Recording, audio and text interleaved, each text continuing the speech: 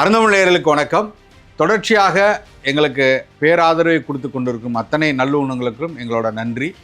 எங்களோட எல்லா காணொலிகளையும் பார்க்கக்கூடிய அத்தனை பேரும் மறக்காமல் சப்ஸ்கிரைப் பண்ணுங்கள். ஏன்னா வரக்கூடிய அத்தனை பேரும் 88% மேலே சப்ஸ்கிரைப் பண்ணாமல் பார்த்துட்டு போகிறாங்க. அப்படின்னு நீங்கள் கொடுக்கக்கூடிய இந்த பெல் பட்டன் அழுத்தி நீங்கள் கொடுக்கக்கூடிய சப்ஸ்கிரைப் பண்ணுறது தான் எங்களை இன்னும் மேலும் உற்சாகப்படுத்தி நிறைய காணொலிகள் புது புது விஷயங்களை உங்களுக்கு கொண்டு வந்து சேர்க்கறதுக்கு உதவும். மறக்காமல் சப்ஸ்கிரைப் பண்ணுங்க, பெல் பட்டன் அழுத்துங்க. நன்றி. வணக்கம் சிஜி. வணக்கம். தமிழ்நாடு அரசியல் களம் எப்படி இருக்குது? கூட்டணி பலம்ங்கிறதோட நாயுடுகாரு பலம் தான் இங்க அதிகமா வீசுதுன்னு நினைக்கிறேனே. நீங்க இதை சொல்றீங்க. மேலவை நீங்க விடுதலை சிறுத்தையா இருங்க, நீங்க காங்கிரஸா இருங்க, நீங்க தமிழக வாழ்வுரிமை கட்சியா இருங்க, இல்ல கம்யூனிஸ்டா இருங்க, இது எல்லாத்தையும் விட பெரிய பலம் வாய்ந்த ஒண்ணு இருக்குனே, அது நாயுடு பலம். அந்த பலம் தான் இப்ப இங்க வேலை செய்யுதுனே. மித்த எல்லாம் கூட்டணி உறுதியாயிருச்சா என்ன எதுலாம் தெரியாம, ஆனா இங்க ஒரு ராஜ்யசபா சீட்டு கொடுத்துட்டாங்க. இங்க 6 சீட்டா 6 சீட்டு கொடுத்துட்டாங்க. இப்போ அவர்களுக்குள்ளதான் இன்னைக்கு பெரிய சம்பந்தம் நடந்திருக்கு. 2 பேரும் இல்ல, அது ரொம்ப ரொம்ப நம்ம யோசிக்க வேண்டிய தேவை இருக்குது. இதுல என்னன்னா, திமுக கூட்டணியில் உள்ள மற்ற கட்சிகள் எல்லாம் இதை எப்படி பாக்குறாங்க, ஏன் அமைதியா இருக்கிறாங்க, ஏன் கையை மூடி வச்சுட்டு ஒரு ராஜ்யசபா சீட்டு தேமுதிகவுக்கு கொடுக்கப்பட்டிருக்குது. அது பின்னணியில பல கணக்குகள் சொல்றாங்க. எவ்வளவு சட்டமன்ற தேர்தலுக்காக எவ்வளவு சீட்டான ராஜ்யசபா சீட்ல இப்போ நாளையோட எலெக்ஷனே முடிய போகுது, தேர்தலே முடிய போகுது. அப்போ நாடாளுமன்றத்தினுடைய மேலவை உறுப்பினராக தேர்ந்தெடுக்கப்பட்ட பின்னர் சட்டமன்ற தேர்தலில் குறைவான சீட்டு கொடுக்குறாங்க அப்படின்றதுனால திமுக கூட்டணி இருக்க மாட்டோம், வெளியே போயிட்டாங்க. திமுக என்ன பண்ணுவாங்க? போக மாட்டாங்க, நம்புறாங்க. இல்ல, அப்போ அங்க ஏதோ அண்டர் கிரவுண்ட் டீலிங் நடந்திருக்குது, ஏதோ விஷயங்கள் சொல்லப்பட்டிருக்குது. அதையா ரகசியமா சொல்லணும் மற்ற கட்சிகளுக்கு தெரியாம. நீங்க காங்கிரஸ் ஆகட்டும், விடுதலை சிறுத்தைகளாகட்டும், கம்யூனிஸ்ட் இயக்கங்களாகட்டும் நீண்ட காலமாக திமுகவினுடைய கூட்டணி கட்சிகளாக, நேச சக்திகளாக நீண்ட நாளா இருக்கிறாங்க. கூட்டணி கட்சியை தாண்டி அவர்களை எப்படி சொல்றது, காப்பாற்றக்கூடியவர்களாக அவர்களை இதுவரை இழுத்து கொண்டு 5 வருஷம் வச்சதுல முக்கிய பங்கு அவங்களுக்கு. கண்டிப்பா நீங்க தமிழ்நாட்டுல பிஜேபிக்கு எதிரான ஒரு மனநிலை மக்கள்கிட்ட இருக்குதுன்னு சொல்லி சொன்னா, அதை திமுக அறுவடை பண்ணுவதற்கு துணை நிற்பது அதான். ஆமா, வயல்ல வேலை செஞ்சு அதை பயிரை எல்லாம் வச்சு முடிக்கிறதெல்லாம் இந்த விடுதலை சிறுத்தைகள், கம்யூனிஸ்ட் இயக்கங்கள் தான். அதை அறுவடை செய்யற வேலையை தான் தேர்தலில் திமுக செஞ்சுக்கிட்டு இருக்குது. ஆனா அதுல கூட அந்த அக்கறை கூட இல்லாம தேமுதிகவுக்கு ஒரு இடம் ஒதுக்குறதுல அவ்வளவு வேகம் காட்டுனதனுடைய நோக்கம் என்ன, அதுக்கு பின்னணி என்ன அப்படின்னு ஆராய வேண்டி இருக்குது. 1% கூட இல்லைன்னு, கடந்த தேர்தலில் அவரோட வாக்கு 1% கூட கிடையாது. 0.4% மொத்த வாக்குகளே வாங்கியிருக்கிறாங்க. மிகவும் அர்த்தல பாதாளத்துக்கு போன ஒரு கட்சியை கடைசி நேரத்துல கூட்டிட்டு இவ்வளவு தூரம் முக்கியத்துவம் கூட்டம் கூட்டுறது யாருனாலும் கூட்டலாம. விடுதலை சிறுத்தைகள் அண்ணன் திருமாவை கூட்டாத கூட்டமா? எத்தனை மாநாடுகள் போட்டாரு, மதுக்கு எதிரான ஒரு மாநாடு நடத்தினாரு, அவ்வளவு பெரிய கூட்டம் கூட்டினாரு, பல மாநாடுகள் நடத்தி காட்டிட்டாரு. இன்னொன்னு உண்மையிலே களத்திலே தெரியுது, இன்னைக்கு தமிழ்நாட்டுல கே செல்வகுமார் கூட்டினாரு அவ்வளவு கூட்டத்தை. ஆமா, திருச்சியில கூட அவருக்கு உடனே இடங்கள் கொடுத்துட முடியுமா, பல இடங்களை கொடுத்துட முடியுமா? அப்போ இவங்களுக்கு எல்லாம் கொடுக்கப்படாத முக்கியத்துவம் இந்த அம்மாவுக்கு கொடுக்கப்படுவதுடைய நோக்கம் என்ன? இப்போ அதிமுக நேற்று பொன்னையன் பேசும்போது சொல்லியிருக்கிறாரு, தேமுதிக பணத்துக்காக தான் திமுக போயிடுச்சு அப்படின்னு. அதுல பின்னணியில விசாரிக்கும் போது கிட்டத்தட்ட 350 கோடி ரூபாய்க்கு மேல பணப்பரிமாற்றம் நடந்திருக்குது அப்படின்ற ஒரு தகவலும் சொல்லப்படுகிறது.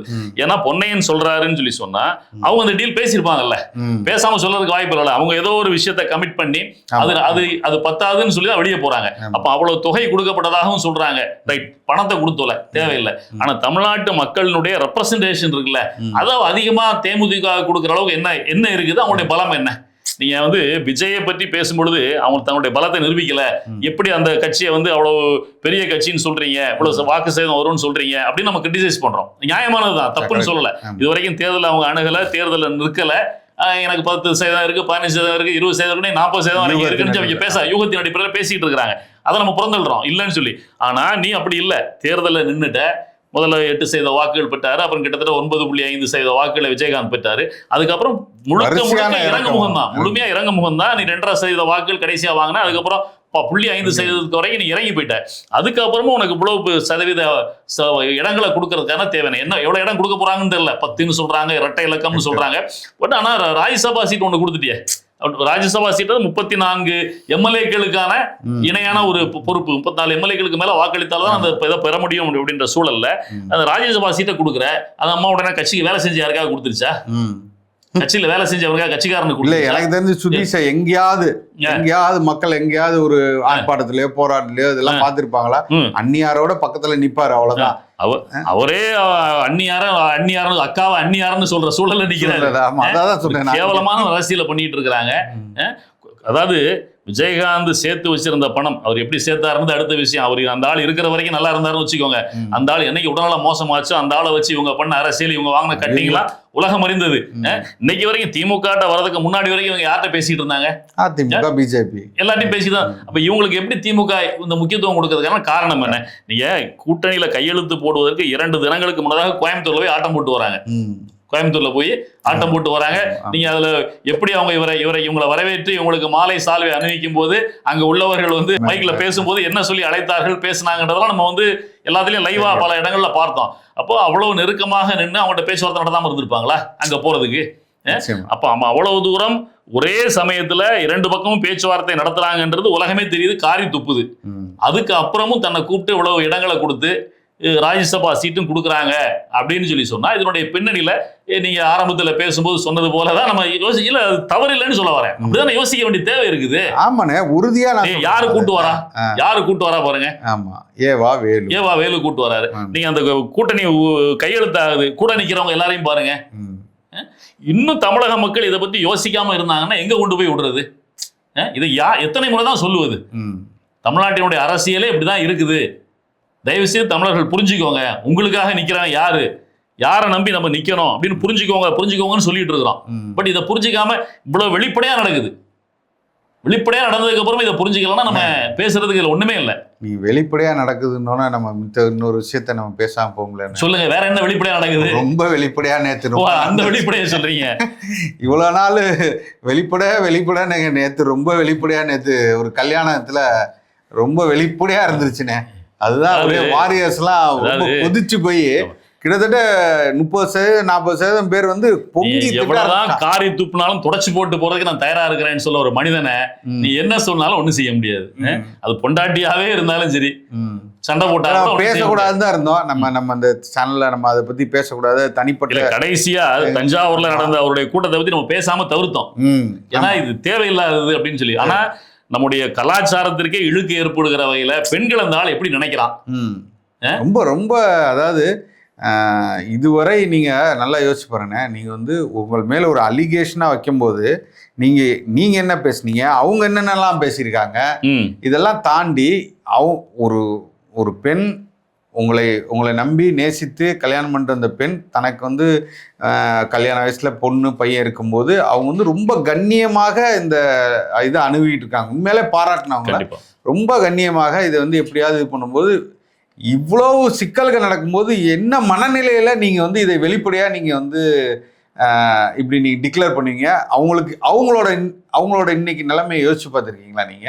இப்போ அவங்க பிள்ளைகளை வைத்துக்கொண்டு எப்படி அவங்க இதை ஃபேஸ் பண்ணுவாங்கன்னு நீங்க யோசிக்க வேணாமா? அவங்க மனநிலையில இருந்தும் பார்க்கணும். நம்ம வந்து விஜயை நம்ம எப்படி பார்க்கணும்ன்ற ஒரு தேவையும் இருக்குது. இல்லை நம்மன்னு சொல்றது பொதுமக்களை சொல்றோம். பொதுமக்கள் வந்து நம்ம ஏன்னா ஒன்றும் இல்லை, ஒரு மனிதன் தன்னை சுற்றி என்ன நடந்தாலும் கவலை இல்லை, எனக்கு இதுதான் தேவை, அந்த அசிங்கம்தான் தேவை, நான் அதை கூப்பிட்டுட்டு தான் சுத்துவேன் அப்படின்னு சொல்லி இவ்வளவு பிரச்சனைக்கு அப்புறமும் கூப்பிட்டு சுத்துறான்னா அவனுடைய மனநிலை என்ன அப்படின்றத தயவு செய்து அவனை சுற்றி உள்ளவங்க, அவனை நம்புகிறவர்கள் யோசிக்கணும். எவ்வளவோ பேசணும், எவ்வளவோ சொல்லியிருக்கோம். அதுக்கெல்லாம் இது பண்ற மாதிரி தான் இன்னைக்கு வந்து ப்ரூவ் பண்ற மாதிரி தான் அவரோட செயல்பாடுகள் ஒவ்வொன்றாக வெளியில வருது. இதை நம்பி இருந்த கூட்டம் பல பேர் இன்னைக்கு வந்து சோசியல் மீடியா, இன்ஸ்டாகிராம் எல்லாம் பார்க்கும்போது அவ்வளோ பேர் திட்டுறாங்க, பேசுறாங்க. அவரை இப்போ வந்து கொச்சையாக இல்லை திட்டுறதா இருக்கட்டும். இதுக்கு முன்னாடி நீங்க என்ன பண்ணீங்க? ஒரு 2 நாளைக்கு முன்னாடி மனைவியை திட்டிகிட்டு இருந்தீங்க, இன்னைக்கு அவரை திட்டிகிட்டு இருக்கீங்க. அப்படி பண்ணிட்டார், இப்படி பண்ணிட்டார் அப்படின்னு சொல்லிட்டு.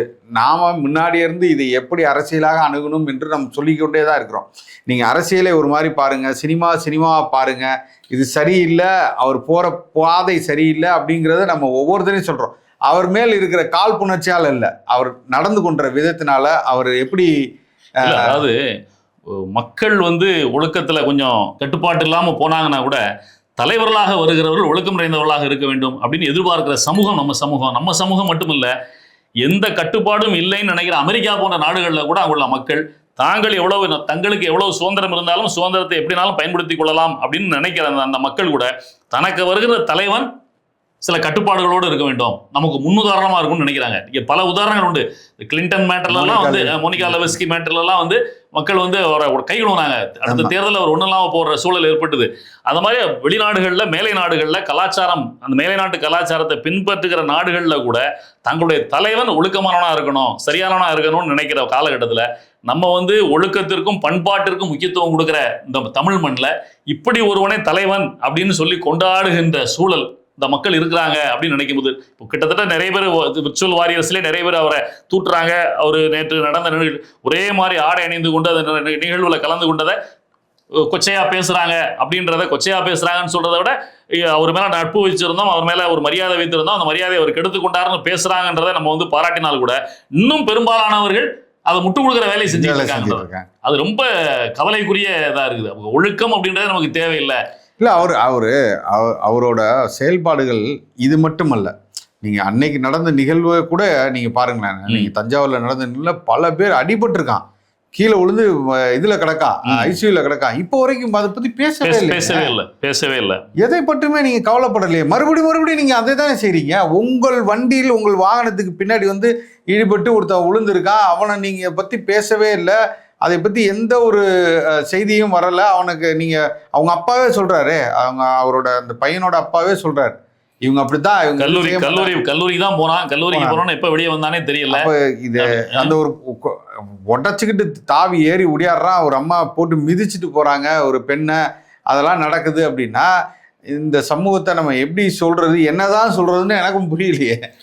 அந்த ஆள் என்னடான்னா இந்திய டெரிட்டரிக்கு பக்கத்துல வந்து கப்பலை வெடி வச்சு தகத்தா கூட வாயை திறந்து பேச மாட்டேன்றாரு.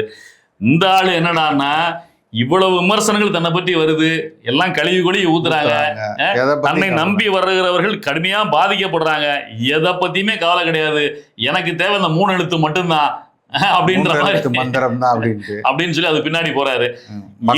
இவங்களை எல்லாம் நம்பி தமிழக மக்கள் அரசியல் செஞ்சாங்கன்னா தமிழகம் எதை நோக்கி போகும் அப்படின்றத தயவு செய்து தமிழக மக்கள் தயவு செய்து புரிஞ்சுக்கணும். புரிஞ்சுக்கிட்டு இந்த தேர்தலில் உங்களுடைய வாக்குகளை செலுத்துங்க. அரசியல்ல உங்களுடைய நிலைப்பாடுகளை, காலடிகளை கவனமாக எடுத்து வையுங்கள். நன்றி. நன்றி, வணக்கம்.